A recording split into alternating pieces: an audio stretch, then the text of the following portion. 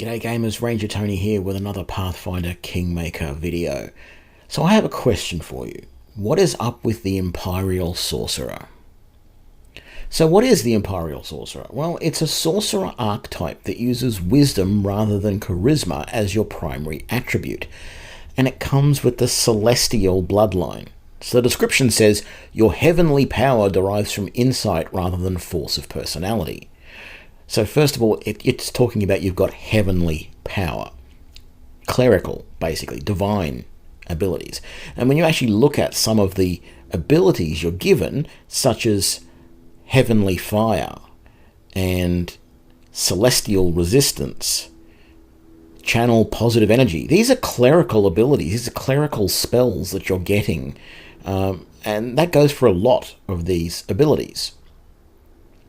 The celestial bloodline is very clerically focused. It's you're essentially getting clerical abilities that you can use multiple times a day.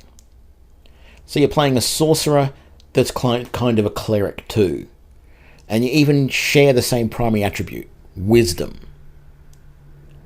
So I feel that the Empyreal Sorcerer is not really meant to be played as is by itself.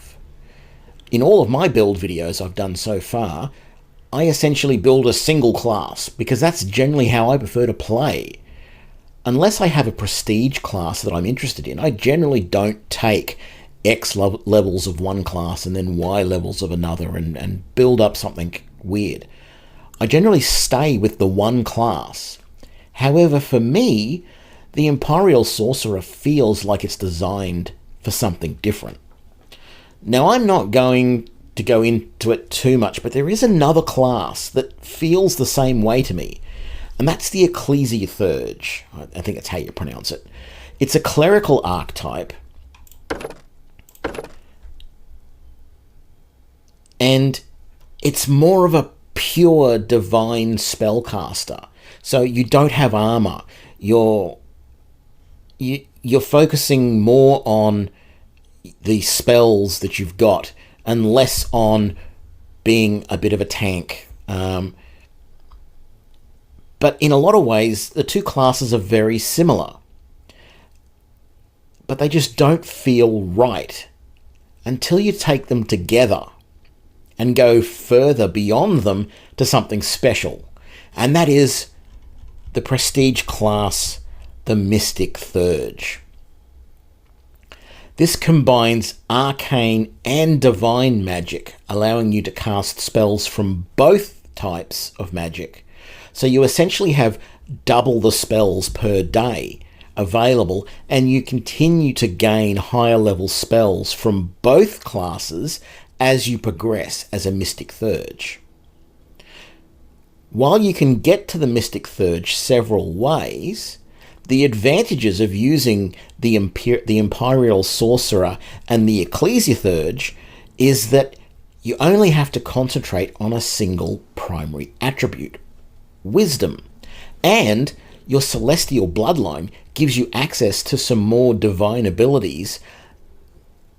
Plus, the Ecclesiathurge cannot wear armor.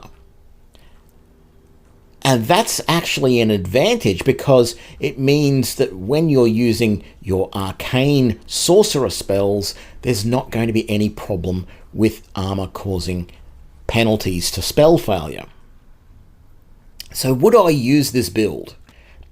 No, not as my primary character. However, Tristian could be easily made into a Mystic Thurge by taking at least 4 levels of his Ecclesiathurge first, and then 4 levels of Empyreal Sorcerer.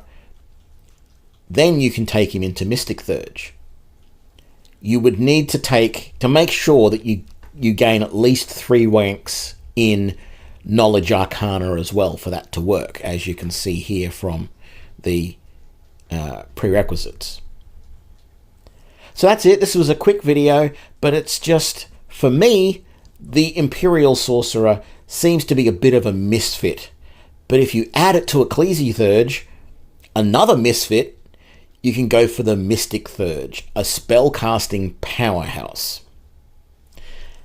If you've played any of these, the Empyreal Sorcerer, the Ecclesiarch, or the Mystic Thurge, let me know in comments how it went and what you thought of it.